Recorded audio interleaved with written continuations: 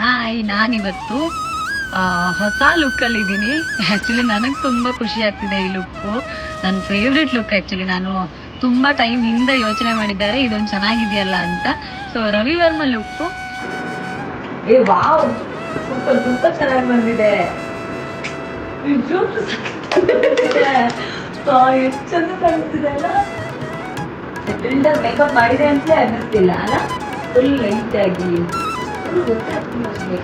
But complete look ಒಂಥರ ನಮಗೆ ಕಾಣಿಸ್ತಿದೆ.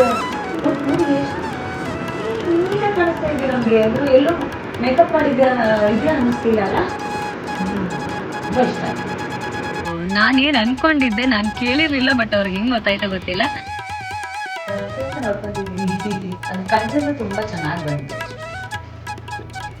ನಿಜವಾಗ್ಲೂ ಖುಷಿ ಆಗ್ತಿದೆ. ನಾನೊಂದು 10 ಸಲ ಕನ್ನಡಿ ನೋಡ್ಕೊಂಡಿದ್ದೀನಿ ಮೇಕಪ್ ಆದ್ಮೇಲೆ.